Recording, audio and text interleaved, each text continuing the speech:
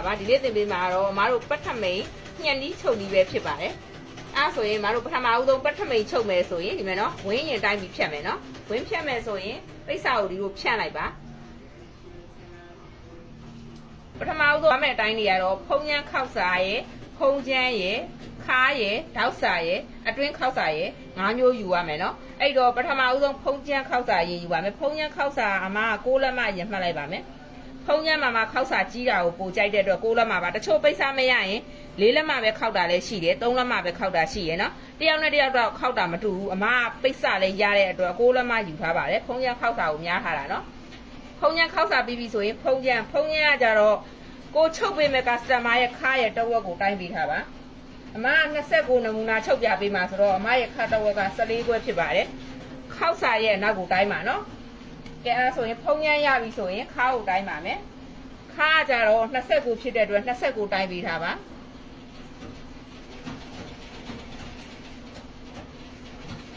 ဒါဆိုရင်ဒါ29ရသွားပြီနော်29ရပြီဆိုရင်ခါလည်းရပြီဖုံးချမ်းလည်းရပြီဖုံးချမ်းခောက်စာလည်းရပြီဆိုတော့ထောက်စာလာပါမယ်ထောက်စာကတော့အမ12လက်မရှိတော့12လက်မထားပေးထားပါတယ်ဒီမှာတော့ဒီမှာထောက်စာ12လက်မထောက်စာ12လက်မရဲ့ဒီဘက်ကိုတိုင်းလိုက်ပါဒီမှာ6လက်မပို့တာကတော့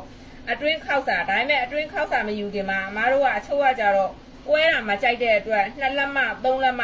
အနောက်ကိုပြန်ပြီးတော့ပို့ပြီးပိတ်စာကိုပို့ထားတာရှိပါတယ်အဲ့အတွက်အမတို့2လက်မပဲပို့ထားမယ်နော်အများကြီးပို့တာမကြိုက်တဲ့အတွက်2လက်မပဲပို့ထားမယ်ကဲအဲ့2လက်မရဲ့အနောက်ကဒါဘယ်လောက်ပို့လဲ4လက်မအဲ့ဒါတော့အတွင်းခောက်စာဖြစ်ပါတယ်4လက်မဒီ2လက်မကြတော့ဒီအတိုင်း5ခုနော်ဖုံးချမ်းခောက်စာရဲ့ဖုံးချမ်းရဲ့ခါရဲ့တောက်စာရဲ့အတွင်းခောက်စာရဲ့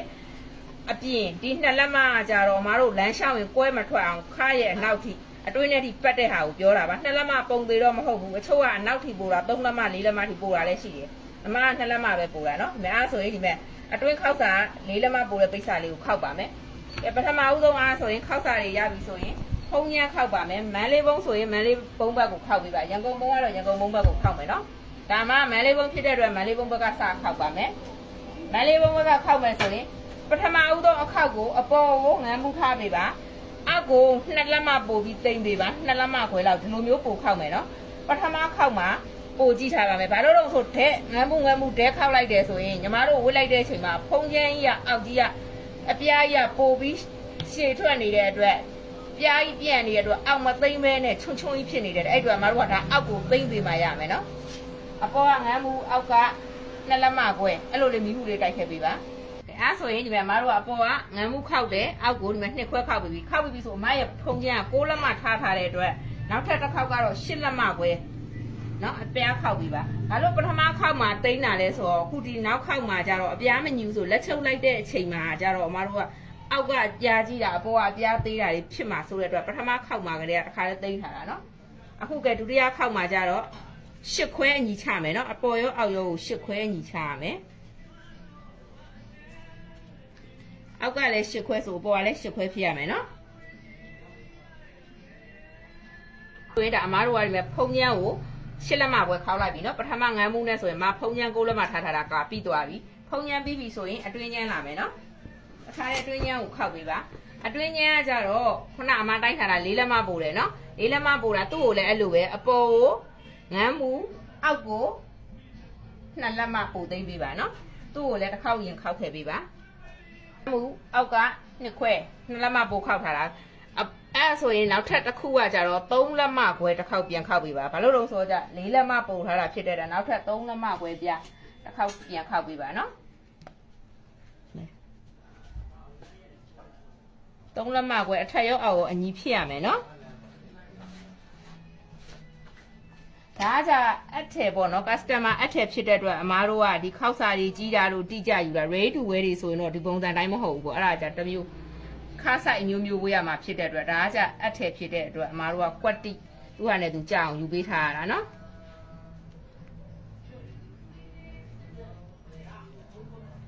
ခောက်တာဒီဘက်ကဒီမဲ့ဒါအတွင်းချင်းခောက်တာဒါမန်းလေးဘုတ်ဖြစ်တဲ့အတွက်အမမန်းလေးဘုတ်ပဲခောက်တယ်ပြီးပြီဆိုရင်ထောက်ထည့်မယ်နော်ထောက်ထည့်တဲ့အချိန်မှာဖုံးချမ်းဘက်ကစထည့်မယ်အမားတို့ဒီမှာခောက်ထားတဲ့ဖုံးချမ်းထိတ်ကနေတိုင်းလိုက်ပါသူ့ရဲ့ဖုံးချမ်းဘယ်လောက်ရှိလဲအမရဲ့ဖုံးချမ်း14ခွဲဖြစ်တဲ့အတွက်ဒီမှာ14ခွဲအမှတ်လေးမှတ်ပြီးပါမှတ်ပြီးရင်အတွင်းထဲကို ငန်းမှု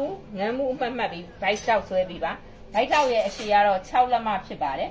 ဘိုက်တောက်မှာကျတော့မတို့ကတောက်အရှည်ကြီးမသုံးပေးဘူးเนาะအောက်ထီအောင်သွားပြီးတော့မှပေါက်မှာဆိုတဲ့အတွက်အရှည်ကတော့ဒီမဲ့6လက်မဖြစ်ပါတယ်အဲ့တော့ဘိုက်တောက်ရင်ဆွဲလိုက်ပါဘိုက်တောက်ဆွဲပြီးပြီဆိုရင်ဘိုက်တောက်လေးကိုပလဲအပ်လေးနဲ့လိုမျိုးလေးတွေ့ခဲ့ပြီးပါเนาะအရင်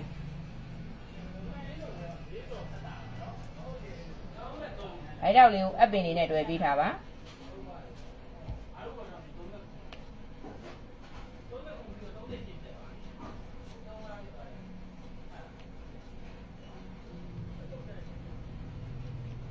အပင်တွေ့ပြီးပြီဆိုရင်ဒီမဲ့ဘိုက်တောက်လေးပြန်မှတ်မယ်เนาะအမားတို့ကတောက်ထည့်လိုက်တဲ့အတွက်ဖုံးခြင်းကသေးသွားတာဖြစ်တဲ့အတွက်အမရဲ့ဖုံးခြင်းကဒီမဲ့14ခွဲပြန်မှတ်လိုက်ပါပြီ14ခွဲမှတ်ပြီးသွားပြီဆိုရင်14ခွဲမှတ်ပြီးသွားပြီဆိုရင်14ခွဲမှတ်ပြီးပြီဆိုရင်အနောက်ကိုတောက်ဆထည့်မယ်တောက်ဆထည့်မယ်ဆိုရင်14ခွဲဖုံးခြင်းအမှတ်လက်ကနေပြီးတော့မှ3လက်မမှတ်ပေးထားပါ3လက်မမှတ်ပေးထားပါ3လက်မမှတ်ပြီးပြီဆိုရင်တောက်အပြအမတို့ကတင်ရှိရလူဆိုရင်အနည်းဆုံး1လက်မအစထည့်တယ်เนาะတောက်ပြတယောက်နဲ့တယောက်တော့ထဲ့တာမတူဘူး။ဒါဆိုတင်မရှိတဲ့လူတင်သေးတဲ့လူဆိုရင်တော့အမတစ်စိမ့်လောက်လျှော့ထည့်ပြီးတဲ့တင်တိထက်ပိုပြီးကြီးရဲ့လူဆိုရင်တစ်လက်မ2စိမ့်တစ်လက်မခွဲထိသုံးပြီးတဲ့တောက်ပြခန္ဓာကိုယ်ပေါ်ပူတည်ပြီးအမတို့ကတောက်ကအပြားကြီးသေးกว่าပါမယ်နော်။ပြီးပြီဆိုရင်ဒီမှာတောက်ပြကတစ်လက်မထည့်ပြီးတဲ့တောက်ကွာဟိုမှာတစ်လက်မ2စိမ့်ထားလိုက်ပြီနော်။တစ်လက်မ2စိမ့်ထားပြီးပြီဆိုရင်နောက်ထပ်တောက်ပြလေးတစ်ခုထပ်မှတ်ပြီးပါ။အေတောက်ဖြစ်တဲ့အတွက်ဒီမှာတစ်ဖက်ကို2တောက်ပြီးပြီဆိုရင်ဒီမှာအလေကောင်ကနေတောက်ကွာကို9လက်မရှိပါတယ်အမတိုင်းထားတယ်အမရဲ့တောက်ကွာ9လက်မဆို9လက်မမှတ်ပြီးပါတောက်ကွာမှတ်ပြီးဆိုရင်သူ့ကိုလည်းတောက်ပြားက1လက်မပြားမှတ်ပြီးထားပါ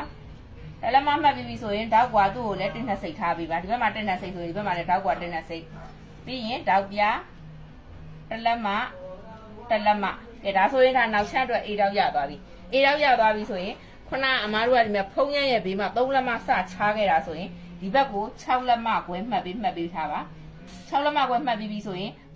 ဘိုက်တောက်ကိုငန်းမှုပြထည့်ပေးထားပါပြီးရင်သူ့ကိုလည်းအလေက9လက်မချားမယ်နော်9လက်မချားပြီးငန်းမှုပြလေးထည့်ပေးထားပါရပြီအားဆိုရင်တောက်တွေကုန်ရပြီဆိုရင်တောက်ရှည်စဆွဲပါမယ်ဘိုက်တောက်ကတောက်ရှည်9လက်မဖြစ်ပါတယ်9လက်မလေးဆွဲပေးထားပါဒီမှာလည်း9လက်မဆွဲပါမယ်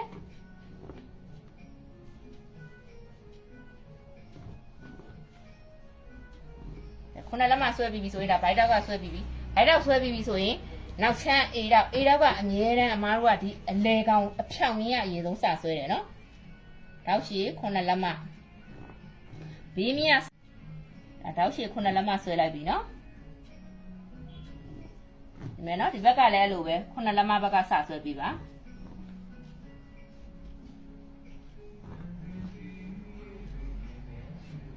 အောက်ရှည်ခုနလက်မဆွဲပြီးပြီဆိုရင်အောက်က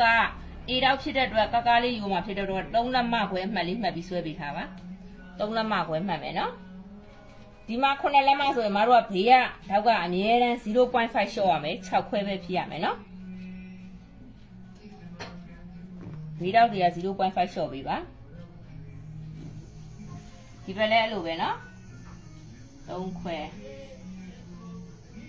အောက်ရှည်ကတော့6ခွဲပါနှစ်ဖက်လုံး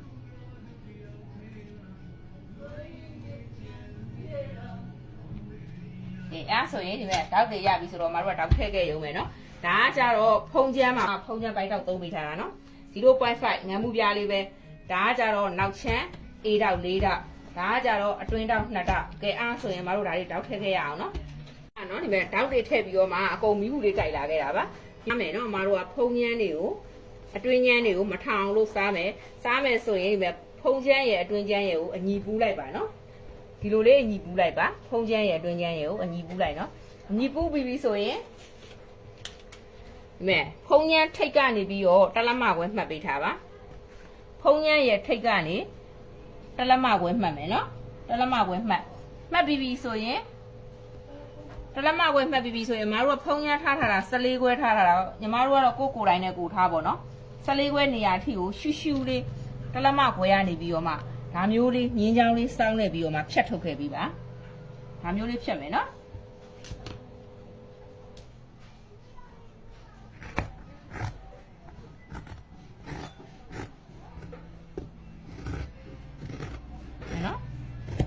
ဖြတ်ခဲ့ပြီပါ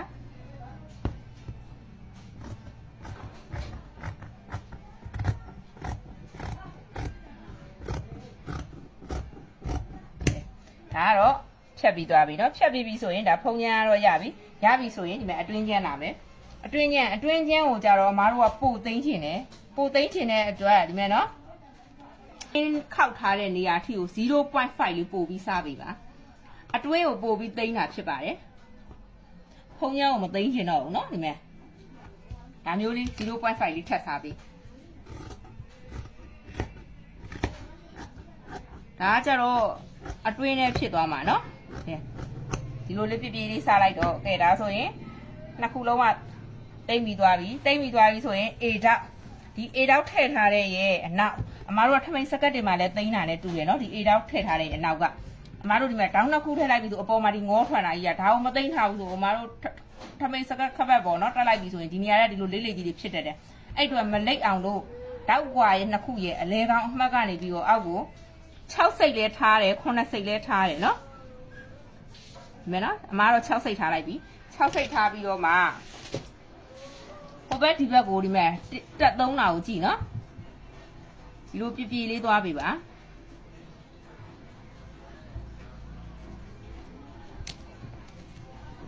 နောက်ချမ်းကိုဒီလိုမျိုးလေးပြပြလေးဝယ်ပေးထားပါနော်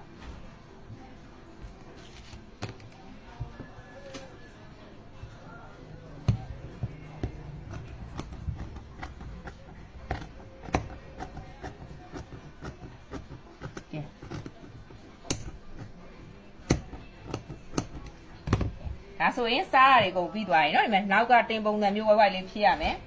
ဒီမဲ့ဒီအတွင်းဝင်မဲ့ဟာလေးကအမဒီမှာ 0.5 လေးပို့စားပေးထားတယ်เนาะဒီဖုံကျန်းလေးထက်ကိုကဲဒါဆိုရင်မတို့ကခပတ်ပြားကိုဘယ်လောက်ရှိလဲတိုင်းပြီးတော့မှခပတ်ပြားလုပ်ခဲ့ပြီပါเนาะခပတ်ပြားလုပ်ခဲ့မယ်ခပတ်ပြားလုပ်ခဲ့ပြီးသွားပြီเนาะခပတ်ပြားလုပ်ပြီးပြီဆိုရင်ခပတ်ပြားတက်မယ်တကယ်လို့ငုံကိုလက်နိုင်တဲ့လူကငုံကိုတက်ခဲ့ငုံကိုလက်မနိုင်တဲ့လူကတော့တီလန်ကိုကြိုက်တာကိုသုံးပြီးခပတ်ပြားတက်ခဲ့မယ်เนาะဒါလေးကတော့မှခပတ်တက်ခဲ့ပြီပေါ့နော်ခပတ်တက်ပြီးဆိုရင်ကဲအသားချိတ်မှတ်ပါနီးပြပေးပါမယ်အသားချိတ်မှတ်မယ်ဆိုရင်ဖုံးကျန်းဒီမဲ့14ခွဲကျတဲ့နေရာနဲ့ဒီမှာ2လက်မပို့ထားတာလေးနဲ့ကိုနော်ထမိန်ခွင်းလိုက်ပါခွင်းပြီးတော့တိုင်းကြည့်လိုက်အမရဲ့နမူနာချုပ်ပေးထားတဲ့ခါးဆိုင်ကကြာ14ခွဲဒီမဲ့14ခွဲကွက်တိကြတယ်နော်14ခွဲဒီမဲ့ကွက်တိကြတယ်14ခွဲကွက်တိကြတယ်ဆိုရင်အသားချိတ်မှတ်ပေးပါကျတဲ့နေရာလေးကိုနော်ဒါဂျိတ်ခေါင်းတက်ရမယ့်ဘက်ဒါအသားချိတ်အမတို့အစနဲ့ပြန်ပြီးအသားချိတ်လုပ်မယ်နော်ဖုံးကျန်းရတယ်အဲ့လိုပဲဖုံးကျန်းအပေါ်ကဒါခေါင်းတာမဲ့ဘက်ပြီးရင်ဒီမဲ့ဖုံးကျန်းကျတဲ့နေရာလေးကအသားချိတ်တာမဲ့ဘက်မယ်နော်ကိုယ့်ရဲ့ခါးဆိုင်ရှိမရှိဒီလိုပြန်လိုက်ကြည့်လေရပါတယ်ဒီမဲ့အမရဲ့ခါးဆိုင်က29ဆိုတော့နှစ်ခေါက်ခောက်ထားတော့ဒီမဲ့14ခွဲဖြစ်တယ်နော်ဒီအားဆိုရင်သေချာပြီဆိုရင်အသားချိတ်လေးတွေဒီမှာတစ်ခုအသားချိတ်တက်ခဲ့ပေးပါနော်ဒါကတော့အသားချိတ်တွေပေါ့နော်ဒီမဲ့အသားချိတ်လေးတွေလုတ်ပြီးသွားပါပြီအသားချိတ်လည်းပြီးသွားပြီအမားတို့ကဒီမဲ့စကတ်ကျိတ်လည်းတက်ပြီးသွားပြီတစ်ထည်လုံးပြီးသွားပါပြီ။ဒါမှခါဆိုင်ကမဆိုင်မဟုတ်ဘူးနော်။အတွင်းထဲမှာလည်းအဓိကအောက်သိမ်းတာဒီမဲ့အပေါ်မှာကျတော့နောက်ကြီးရောက်တယ်။အောက်မှာကျလမ်းလျှောက်တဲ့အချိန်မှာလမ်းလျှောက်ကောင်းအောင်တို့အဲ့မဲ့အောက်ပိုသိမ်းထားတာလေးကတိတ်လေးဖြစ်တယ်။ဖုံးရမ်းမှာလည်းအဲ့လိုပဲအောက်သိမ်းထားတာလေးကအမားတို့ဒီအောက်သိမ်းတာမများဘူးဆိုရင်လေဒီဘက်မှာဖုံးရမ်းရဒီလိုကြီးထောင်ထွက်တတ်တယ်။အဲ့လိုမဖြစ်ချင်တဲ့အတွက်အောက်ကလေးကိုအဲ့လိုသိမ်းထားတာပါ။ဒီဒါဆိုရင်ဒါတစ်ထည်လုံးပြီးသွားပါပြီ။